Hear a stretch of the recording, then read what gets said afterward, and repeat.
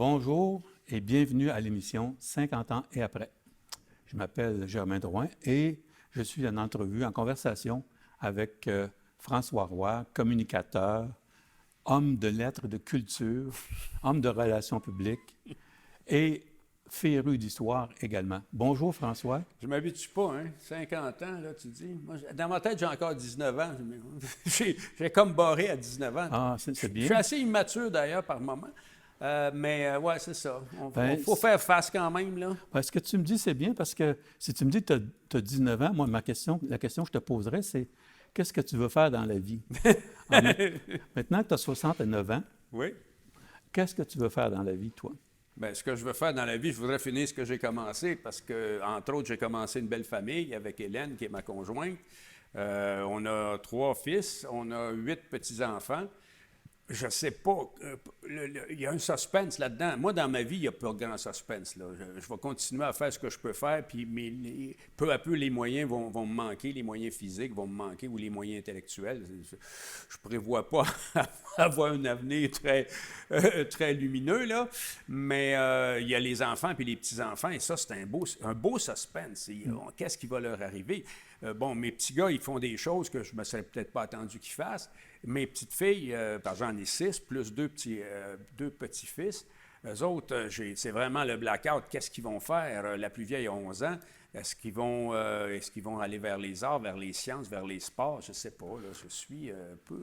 Mais donc, alors pour toi, j'aurais aimé te poser cette question-là peut-être à la fin de l'entrevue, mais comme on est là-dedans, je vais te la poser tout de suite. Est-ce qu'il y a quelque chose que tu veux absolument ne pas oublier de faire dans les prochaines... Est-ce qu'il y a des choses que tu n'as pas faites puis que tu veux absolument faire dans ta vie prochaine? Je voudrais surtout être très présent avec ma conjointe, mes enfants et mes petits-enfants. Tu vas me dire, je l'ai été, oui, mais je ne l'ai peut-être pas été autant que je voudrais. Tu sais, tout le monde va te dire ça, qu'on est aspiré par la vie, par notre travail, puis même parfois par nos loisirs, puis par des choses comme ça. Puis on a souvent l'impression d'avoir négligé notre famille, même si je ne considère pas l'avoir négligé, mais je veux encore mettre du temps là-dessus. Ça, c'est évident. Il y a encore quelques endroits aussi que j'aimerais voir dans le monde. Il y a aussi quelques personnages historiques que j'aimerais ressusciter parce que ça, je trouve ça extraordinaire de prendre la plume et de déterrer un mort. Et pas nécessairement pour le condamner, parce qu'actuellement, il y a une tendance qu'avec les militants là, qui remplacent les historiens et qui sont des grands ignorants dans bien des cas, là, ils déterrent un personnage historique en lui faisant porter la responsabilité d'un crime quelconque, puis on lui fait une exécution publique. Moi, si je déterre un personnage historique, c'est pour savoir qu'est-ce qu'il a fait et dans quel contexte il l'a fait, et je laisse les gens juger. J'ai travaillé sur Maurice Duplessis, par exemple, moi, 2 fois, 2 grosses fois et plusieurs petites fois, parce que Duplessis, on l'a toujours jugé hors contexte. Les libéraux, le génie du Parti libéral, c'est d'avoir fait croire que la corruption avait commencé avec Duplessis et qu'elle s'était terminée avec lui, alors que c'est faux. Le régime Taschereau n'était pas plus honnête et plus équitable que le régime Duplessis. Et les régimes qui ont suivi, allez voir la commission Charbonneau, la commission Gomery, je ne suis pas sûr que Maurice Duplessis, si on le remet dans son contexte, est aussi monstrueux qu'on nous le présente habituellement. Mais il a quand même été un peu rétabli, disons, sa réputation avec, je pense, le premier gouvernement de René Lévesque en 1976. On l'avait un peu réhabilité. Oui, puis il y avait eu la série. Série Duplessis à la télévision. Oui, parce que ça permettait de le mettre en contexte. Non, je ne dis pas que c'était un symptôme, mais il faisait du petit patronage, mais les libéraux de Taschereau faisaient du gros patronage. Duplessis, lui, il venait ici, là, il prenait 10 sur le contrat de voirie entre Sainte-Perpétue et Sainte-Monique, mais le Taschereau, lui, avant, il était plugué directement sur la Canada Cement puis la Dominion Bridge, puis c'est là qu'il se finançait. Avec du gros patronage puis du petit patronage, c'est du patronage. Alors, mais toi, qu'est-ce qui t'attire? Pourquoi est-ce que tu as autant d'intérêt par rapport à l'histoire? Qu'est-ce qui t'a amené à t'intéresser à l'histoire? J'ai bien dit que mon père, qui avait 50 ans de plus vieux que moi, qui était né en 1903, avait été élevé par son grand-père qui était né en 1829 et qui l'avait élevé. À Pierreville? Non, à Nicolette. À Nicolette. Et ce qui se passe, c'est que ces gens-là se transmettaient une tradition et ça fait que pour moi, les patriotes, c'est pas vieux parce que c'est comme si, quand mon père m'en parlait, il le tenait de son grand-père qui avait vécu cette époque-là.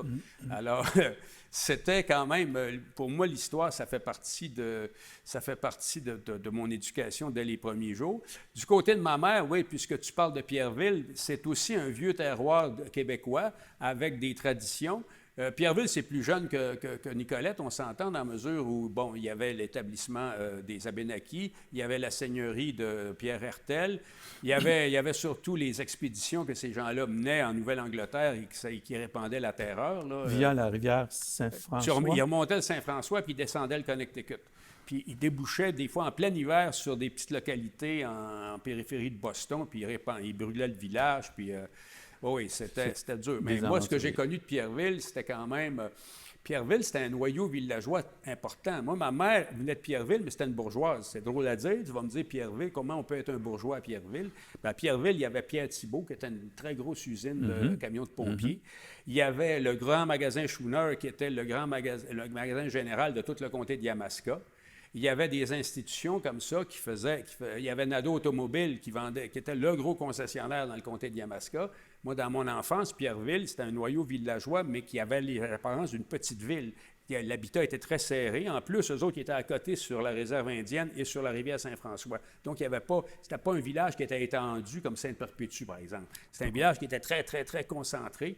Mon grand-père était maire de Pierreville, était bijoutier. Puis ma mère prenait le train, elle allait s'habiller chez Simpson puis chez Eaton à Montréal. Donc, oui, j'ai vécu ce milieu-là, moi. Donc, ta mère, c'était une bourgeoise de Pierreville. Bien, c'était une bourgeoise à sa façon. Elle était maîtresse d'école, tout ça. Ouais, bourgeois, entre guillemets, parce qu'on peut donner bien des sens à ce mot-là. Là. Ouais. Mais ton père, lui... Mon père, c'est un fils de cultivateur qui aurait voulu être cultivateur. OK, il aurait voulu, il n'a pas pu être cultivateur. Non. Mais il connaissait des curés, je pense. Bien, il avait fait son cours classique jusqu'en rhétorique.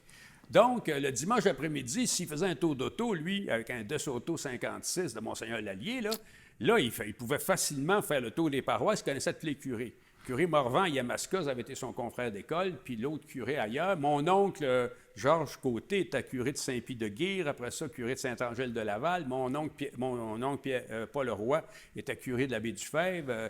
Il y avait une tournée, là, Moi, nous autres, on faisait la tournée des bars, mais mon père faisait la tournée des presbytères. C'est ça. Il a dû en apprendre des choses, alors, c'est ça. D'où ton intérêt, peut-être, pour l'histoire. Il a dû se passer beaucoup de choses. Le clergé était merveilleusement conservateur. On blâme le clergé d'avoir été conservateur. Moi, je dis bravo. Ils ont conservé des monuments incroyables. Les vieux monuments qui sont encore debout là, dans nos villes et villages, c'est le clergé qui les a entretenus. Les zones boisées, là, Cartier puis Champlain, on disait que la vallée du Saint-Laurent, c'était les plus beaux arbres du monde, des coteaux chargés de pain. Il ne reste plus rien, sauf ce que les curés ont sauvé, comme au séminaire de Nicolette, puis au grand séminaire de Trois-Rivières, la Rivière-Millette. Là. Sans le clergé, on perdait pas juste notre héritage culturel, notre héritage naturel aussi. Non, c'est sûr. Je dis bravo d'avoir eu un clergé conservateur. Et notre héritage culturel, enfin, ils ont été très, très importants pour l'éducation des jeunes aussi pendant longtemps. Ils sont occupés aussi beaucoup de la santé, hein, les sœurs qui travaillaient bénévolement. Donc, moi, il y a un vieux comptable de Boucherville à la retraite qui il m'avait dit les plus beaux livres de comptabilité que j'ai vérifiés dans ma vie, c'est les religieuses. C'est les plus beaux livres de comptabilité. Ça veut dire que ces gens-là n'étaient pas seulement dans le clergé, ils s'occupaient du bon Dieu, on le sait, là, mais ils s'occupaient aussi des affaires temporelles. Et on peut voir que, sauf exception, là, ça balançait les comptes chez les prêtres, chez les hommes et encore plus chez les femmes. Alors, donc, une famille qui était enracinée dans la région de Nicolet, c'est ça. Toi, par ailleurs, tu as eu l'occasion de travailler aussi avec... celui qui a été maire de Bécancour jusqu'au 7 novembre, parce que là, on est passé le 7 novembre 2021. Jean-Guy Dubois, tu as travaillé un petit peu avec Jean-Guy Dubois aussi. Ce que j'ai surtout fait, c'est que moi, j'ai fait 30 ans d'hôtel de ville à Trois-Rivières. Pour moi, c'était important, en étant aux communications de la ville de Trois-Rivières, d'avoir des ponts avec les villes autour, même s'il y avait... Avant les fusions municipales, on s'entend que c'était assez bordélique. C'était un régime, je dirais, du 19e siècle, là, avec des Trois-Rivières-Ouest, des Montréal-Nord, des Shawinigan-Sud. Ça n'avait aucun bon sens. Il fallait démanteler ça parce qu'on avait des défis qui nous attendaient. N'oublie pas une chose. Le gouvernement du Québec avait augmenté toutes les obligations des villes pour l'eau potable, pour le traitement des neiges usées, pour le traitement des déchets, pour la sécurité pompier puis la sécurité policier. Les villes s'en allaient toutes dans le mur parce que chaque ville ne pouvait pas avoir son usine de filtration puis son site de disposition des neiges. Il fallait se regrouper. Puis à chaque fois, il fallait négocier une corporation paramunicipale. Ça ne finissait plus. On a fusionné. Dieu, bravo! Mme Harel, 4 pieds 2, elle a tenu tête à tous les maires de banlieue puis au Parti libéral puis à tous ceux qui s'opposaient aux fusions. Puis elle l'a fait. Alors ça, c'était bien important. Et moi, à la ville de Trois-Rivières, les villes voisines,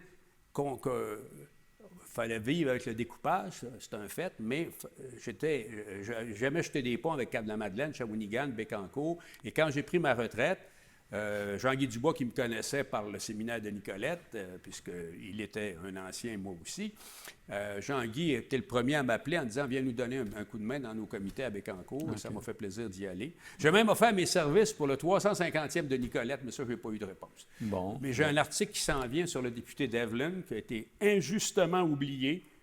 Le député Devlin, dont la force était justement à Sainte-Perpétue et à Sainte-Brigitte. Devlin, c'est un Irlandais qui avait, que Laumer-Gouin avait désigné comme ministre de la colonisation, des mines et des pêcheries, je pense, et c'est un Irlandais, donc, et il fallait y trouver un comté.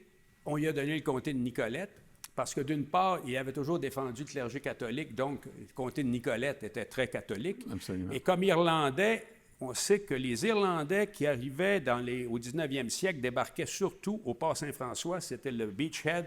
C'était la tête de pont de la British American Land qui voulait peupler les cantons de l'Est avec des immigrants d'Europe, des îles britanniques. Alors, Nicolette était la plaque tournante pour les Irlandais. Il y en a beaucoup qui sont restés ici, pas loin, à Sainte-Perpétue, à Sainte-Brigitte, et jusqu'à du côté de Drummondville, Wolverton, ces places-là. Et Devlin s'est présenté ici. Il a été ministre régional. Les gens de Trois-Rivières n'étaient pas de bonne humeur. Parce que les gens de Trois-Rivières disaient le ministre régional devrait être à Trois-Rivières. Puis dans ce temps-là, il venait juste de briser le diocèse en deux. Le diocèse de Nicolette était venu au monde. Ils étaient en train de briser le district judiciaire de Trois-Rivières pour en faire un sur la Rive-Sud. Puis Devlin a travaillé là-dessus. Il a été élu en 1907 et il est mort. En fait, en 1912, il a été élu dans 2 comtés, Témiscamingue et Nicolette. Il a choisi Témiscamingue parce qu'il était ministre de la colonisation. Mais toujours est-il qu'on a oublié Charles Ramsay Devlin dans la région. Moi, je n'ai rien vu à son nom, ni à Nicolette, ni dans les villes autour. Alors, dans Empreinte, je travaille pour une revue qui s'appelle Empreinte, qui est une revue d'histoire régionale. On va de Latuc jusqu'à Victoriaville. Et j'aime me rappeler des faits, puis j'aime me rappeler des personnages. Et j'ai travaillé là-dessus sur Charles Ramsay Devlin. Intéressant. Donc, c'est ça, là. J'aimerais ça qu'on parle un petit peu de la revue Empreinte. Ton intérêt pour l'histoire s'est porté sur cette revue-là. Dis-moi un peu qu'est-ce que c'est et puis à qui ça s'adresse. C'est une aubaine. C'est 2 numéros par année, 16 piastres. 8 piastres du numéro. Oui. Heureusement, on a des bonnes commandites parce probablement qu'on ne vivra pas avec. Et il y a quoi là-dedans? C'est une très, très belle revue qui parle. Écoutez, il y a de tout. Moi, j'ai écrit, si je prends juste les textes que j'ai fournis en Empreinte, là, je viens de vous parler de la biographie de Ramsay Devlin. J'ai fait un texte sur l'ancêtre le frère d'un de mes ancêtres, l'abbé Pierre Roy, curé de Saint-Norbert d'Arthabasca, qui a été persécuté par les libéraux. Les libéraux qui étaient à Arthabasca, là, la gang de Wilfrid Laurier, là, qui, lui, en chaise, il faisait un petit peu de politique quand même, puis il était très vendu à la cause catholique. Il a même été aumônier d'un détachement de Zouaves pour défendre le pape en 1870. J'ai fait un texte biographique sur lui, l'abbé Pierre Roy. J'en ai fait un sur l'expédition d'Égypte. Ça, c'est le gouverneur britannique de Khartoum qui, en 1884, est assiégé par des militants islamistes, là, des fous d'Allah qui décident de faire tomber le Khartoum, qui était la ville occupée par les Britanniques. Il lance un message à l'aide. Londres décide d'envoyer des renforts pour le sauver, mais l'armée britannique peut pas remonter, la marine britannique ne peut pas remonter le Nil jusqu'à Khartoum. Alors, ce qu'ils font, c'est qu'ils prennent des canotiers de Trois-Rivières, puis de l'Outaouais, puis Ils s'en vont dans le Nil. ils les envoient d'urgence à Alexandrie pour accompagner l'armée du général Wellesley, visant à débloquer Khartoum, mais ils vont arriver trop tard. Puis quand ils vont revenir ici, les canotiers, ils vont être absolument... ils vont être recherchés parce qu'ils ont des histoires à raconter. Le soir, au coin du feu, ils arrivent, ils ont remonté le Nil. Et un moment donné, ils s'installent autour de Latuc. Et 12 ans plus tard, ils apprennent que le général Kitchener a battu, est rentré à Khartoum, a reconquis Khartoum. Alors, à Latuc, il y a une rue Kitchener. Ça ne peut pas se faire autrement. Ça explique, je pense, avec empreinte, on explique beaucoup de choses dans l'histoire régionale. Alors, c'est ça. Donc, les gens qui aiment l'histoire régionale devraient être intéressés. Ils devraient s'abonner. Ils devraient s'abonner Oui, à empreinte.siec.ca, je pense, quelque chose comme ça. Puis, oui, le prochain numéro, en tout cas, on en a un là, pour le mois de décembre, c'est sur les 350 ans de Nicolette. Puis on fait comme ça. C'est sûr qu'on a toujours une thématique principale. Moi, je vous ai apporté ici autour du lac Saint-Pierre, parce que là, on parlait de Louisville, de la baie du Fèvre, de Saint-David-Yamaska. On était autour du lac Saint-Pierre. C'est le numéro que j'ai ici en démonstration, mais on a d'autres numéros il y a toujours une thématique principale, mais on peut mettre des articles complémentaires pour faire un peu de diversité. Le mot est à la mode. Alors, j'aimerais ça qu'on parle un petit peu d'un autre sujet, c'est les médailles. Les médailles. Tu portes tellement de médailles que des fois... Non, j'en porte aucune. Tu as le dos courbé. J'en porte aucune, mais c'est parce que... Tu m'as demandé ce que j'avais fait dans la vie. Bien, c'est parce que la médaille, des fois, ça raconte quelque chose. Fait que là, moi, je t'ai apporté la médaille de l'Association des communicateurs municipaux du Québec parce que moi, j'ai été 30 ans communicateur municipal. J'ai été actif dans mon association. J'ai organisé 3 congrès, 2 fois à Trois-Rivières, 1 fois à Shawinigan. On a eu des conférenciers. On a Pierre Foglia qui est venu comme conférencier. On a eu des anciens ministres aussi. On a eu beaucoup de maires même qui venaient dans nos congrès, qui venaient comme auditeurs, des fois, pour entendre des conférences ou des fois pour chercher des prix parce qu'on a toujours un gala annuel de la communication municipale. Alors, j'ai apporté cette médaille-là, qui est en fait une épinglette. C'était en quelle année que tu l'as eu, celle-là? Celle-là, je l'ai eue en 2004, mais c'était, vois-tu, ça faisait 20 ans que j'étais communicateur municipal, j'en avais encore pour 10 ans. Okay. J'ai apporté la médaille du séminaire de Nicolette parce qu'ils honorent les anciens qui se distinguent dans différents domaines. Et moi, on considère que c'est culturel ce que j'ai fait. Alors, ils m'ont donné le mérite culturel du séminaire de Nicolette. Et j'ai la merveilleuse médaille de notre gracieuse souveraine. Ah, c'est quelque chose, là. Je veux savoir pourquoi tu as eu ça. Veux-tu que je t'apprête? Tu pourrais la porter, je te verrais bien dans tes fonctions moi, avec la médaille pas. de la Moi, reine. je ne la mérite pas. Toi, tu l'as. Il faut que tu nous dises pourquoi mais moi, je ne l'ai pas vraiment mérité dans la mesure où ils en ont donné tellement. T'sais, plus tu donnes de médailles... Tu sais, le séminaire de Nicolet, je pense qu'ils donnent 4 médailles par année, mais ça, le jubilé de la reine, ils en ont donné. Je pense qu'ils ont eu un spécial sûrement quand ils ont frappé cette médaille-là. Moi, j'ai eu la... Mais c'est très beau, d'une part. Puis d'autre part, je voudrais te faire réfléchir, parce qu'il y en a qui ont voulu rire de moi avec ça, la monarchie. J'ai dit, les pays au monde qui vont le mieux, au plan de la démocratie, au plan de la prospérité, de l'économie, tout ça, c'est souvent, très souvent, des monarchies constitutionnelles. Le Canada. Il n'y en a pas beaucoup, par exemple. Non. Le Canada, la Grande-Bretagne, toute la Scandinavie, tous les pays scandinaves ont des rois. La Hollande, la Belgique, l'Espagne, le Japon, l'Australie. Ça, c'est toutes des monarchies constitutionnelles et c'est des pays qui ont une bonne qualité de vie et tout ça. Et par contre, les pays qui se proclament des républiques et qui sont souvent des dictatures sanglantes, comme la Chine, par exemple, comme la Syrie, comme le Congo, bien ça, je pense que la monarchie, on lui doit quand même une petite gêne, un petit respect. Donc, tu peux l'aborder je ne l'ai jamais porté. Fièrement. Non, je l'ai sorti pour toi, parce que tu m'as dit, as-tu des médailles? Je t'ai apporté celle-là, puis je te la propose. Si tu veux la porter toi-même quelques jours. Merci, je vais y réfléchir. J'aimerais ça qu'on parle maintenant aussi de ton bénévolat. À travers tout ce que tu as fait, il y a eu beaucoup d'organismes que tu as soutenus de façon bénévole. Je pense, par exemple, à l'association de la paralysie. La paralysie cérébrale, bien ça a commencé. Bien, ça va te faire plaisir, puis ça va faire plaisir à tes auditeurs, tes téléspectateurs. C'est qu'en 1978, sur le Mail-des-Rivières, il y avait une grande carte de la région Mauricie, centre du Québec, avec des petites lumières. Et c'était le téléthon de la paralysie cérébrale. Moi, j'étais en support pour la radio. Je ne faisais pas la télé. La télé, c'était Pierre Thériault, Janine Suteau, Rita Lafontaine, puis Juliette Huard. OK. À part Rita Lafontaine, qui était une petite fille de la rue Notre-Dame à Trois-Rivières, les trois autres, ils ne connaissaient rien de la région. Fait que quand ils sollicitaient Sainte-Perpétue, là, puis Saint-Thomas de Caxton, ils ne savaient même pas où c'était, là. Fait que moi, pendant les pauses publicitaires, je lui disais, bon, mais là, tantôt, vous allez parler de Sainte-Perpétue, il faudrait vous expliquer c'est où Sainte-Perpétue, qu'il y a des rois à Sainte-Perpétue, puis bon. Alors, à un moment donné, Pierre Thériault, cette année, il dit, viens-t'en, embarque sur la scène, viens avec nous autres. Puis j'ai commencé à faire des télétons, et je faisais déjà des radiotons. Puis maintenant, on fait une sollicitation qui est plus terre-à-terre, parce qu'on n'a plus les moyens, en fait, on n'a plus les moyens techniques de la télévision avec nous, là. Mais je suis encore là, puis à travers les années, j'ai aidé toutes sortes de monde. Là, mais tu parlais tout à l'heure du 350e de Nicolet. Tu as beaucoup contribué au 350e et au 375e de Trois-Rivières aussi, j'étais là pour aux deux occasions. J'aurais voulu faire plus, là, honnêtement. Là, le 350e de Trois-Rivières, j'étais au CA même à un moment donné. Non, pas au CA, j'étais au bureau de direction. Pas pareil. J'étais au bureau de direction du 350e de Trois-Rivières, mais il a fallu que je quitte pour des raisons professionnelles. Après ça, oui, au 375e, j'étais là aussi. Il y a eu, le temps de la renommée du sport, Mauricie Boisfranc. Tu étais la voix des... je suis là-dessus. Je suis la voix du Grand Prix de Trois-Rivières. Du Grand Prix de Trois-Rivières. En français, en anglais, en italien, en espagnol. Des fois, à l'époque, c'était... disons que les dernières années, c'était beaucoup des séries canadiennes. Donc, ça se négociait en anglais, il faut dire. Faut que tu parles.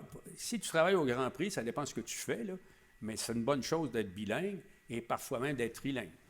Moi, comme étant l'annonceur maison, à un moment donné, on avait de l'Indy Light, par exemple. En Indy Light, il y a beaucoup de pilotes qui venaient du Brésil. Moi, c'était important que je prononce leur nom correctement. Je me souviens d'avoir demandé à un de ces pilotes-là, je dis, comment tu prononces ton nom? Et là, il me dit, fais comme aux États-Unis, prononce-les n'importe comment. J'ai dit, t'es pas aux États-Unis, mon homme. Là, ça l'avait impressionné. Fait que là, puis je savais que le portugais, parce que les Brésiliens parlent portugais. Absolument. Et on dit qu'ils parlent mieux portugais que les Portugais. Ça, la nuance m'échappe un peu. Et tu sais que le portugais se schwinte. Alors, notre homme, il s'appelait Hélio Castro Neves. Fait qu'Hélio Castro Neves, je l'ai présenté sur la scène. Il y avait aussi un Américain, mais d'origine russe, que tout le monde appelait Borkowski. Moi, je l'appelais Borkovski. Et il venait me trouver, puis il dit, mon grand-père parlait comme ça. Non, mais c'est un signe de respect quand tu prononces le nom d'une personne de la bonne façon. Je pense que les gens l'apprécient. C'est comme Pagliaro, Folia, ces gars-là. Pagliaro, c'est sympathique, mais le G, c'est un L mouillé. On dit Pagliaro, on dit Folia. C'est comme ça. Tu as aussi travaillé pour la Fondation Jean-Paul Despins. J'ai travaillé ici, Jean-Pierre Despins. Jean-Pierre Despins, oui, je sais. Jean-Pierre Despins. C'est une grosse affaire, ça? Ça, c'est René Bérubé qui m'avait appelé. Ah oui? Un jour, il a arrêté de m'appeler.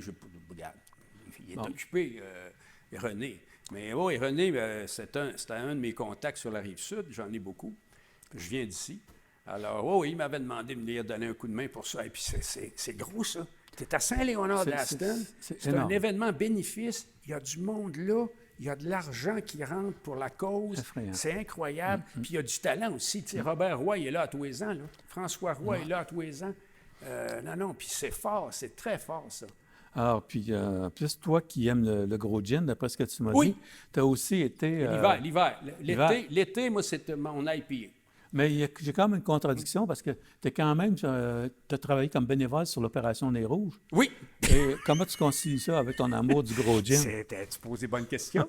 J'étais là, je suis capable de m'arrêter. Ah ben oui, c'est ça. Mais l'été, je suis un grand assoiffé. D'abord, un de mes auteurs préférés, c'est Balzac. Ouais. Rabelais. Un de mes auteurs préférés, c'est Rabelais était médecin, mais Rabelais guérissait beaucoup avec la boisson. Rabelais, dans ses personnages, sont des grands buveurs. Rabelais, sa devise, c'était « Si vous voulez vivre vieux, confortez votre malheur et buvez frais, si faire se peut, car il y a plus de vieux ivrognes que de vieux médecins. » Ça, c'est Rabelais. Alors, l'été, oui, un petit IPA, là... Puis l'hiver, plus du gros gin, mais pas du dry gin. Parce que je sais que toi, tu fais partie de ces gens un peu égarés qui boivent du dry gin, Non, qui ben, préfèrent le dry gin, qui c'est- goûtent le parfum, là. Non, c'est parce que je connais le gin. Moi, donc, je prends du dry gin. Les gens qui boivent du gros gin, c'est pas des connaisseurs de gin, ça, là. Ben non, le dry gin, ça sent le parfum, ça goûte Non. le parfum.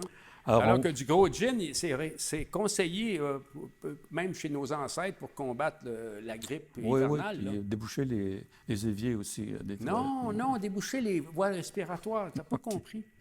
Alors, tu as aussi été bénévole pour la Société canadienne du cancer. Oui, puis la Croix-Rouge, La puis Croix-Rouge nomme-les, aussi, ouais. puis ben non, puis c'est correct, ça, Et je pense. c'est important pour toi, ça, je pense, d'avoir... Ben, il faut être utile dans la vie, tu sais, c'est ça. Bon. Alors, puis à la retraite, ça l'est d'autant plus, parce que quand tu travailles, tu le sais que tu es utile. Bon, tu es utile moyennant un salaire, mais tu es utile. Mais à la retraite, il faut que tu continues de te rendre utile. Tu en fais du gardiennage, puis c'est le fun, parce que les parents peuvent faire d'autres choses si tu t'occupes des jeunes. Puis aussi, quand tu es à la retraite, tu as 65 ans, mettons, tu as des parents puis des amis qui ont 75, 80, 85, et là, ils ont des visites chez le médecin, des visites à l'hôpital. Ils ont besoin des fois d'aide pour domestique, des choses semblables. Non, ça, il faut être utile dans la vie. Si tu es inutile, mon petit garçon, là, Ne serait-ce que parce que tu sais que tu vas vas en mal avoir besoin. vieillir. Aussi, à un moment donné, on va tous en avoir besoin de cette aide-là. Oui, Ceux je qui sais, sont puis derrière nous. puis de plus en plus. Parce que moi, mes parents sont partis, ils étaient dans 70 ans, et ils sont morts rapidement, puis sans dégénérer longtemps. Bon, ils ont décliné, mais ils n'ont jamais dégénéré, je dirais. Là. Ils ne sont pas devenus hyper dépendants comme ça l'est pour bien des gens actuellement. Tu sais, on prolonge la vie, mais pas la qualité de vie. Tout le monde sait ça. Là. Alors, je peux te poser une question peut-être un petit peu plus difficile. Pour toi, c'est quoi être heureux aujourd'hui? Ah ben aujourd'hui, Rapidement. comme en tout temps, là, faut que si tu as une bonne santé physique, une bonne santé mentale, normalement, tu es prêt à être heureux. Tu as des conditions favorables. C'est à toi de faire le reste, par exemple. Là. Alors, le reste, c'est quoi? Ben c'est ça, c'est d'être attentif au monde qui t'entoure, de voir ce qui est beau, de voir ce que tu as fait de bien, puis ce que tu pourrais faire de bien.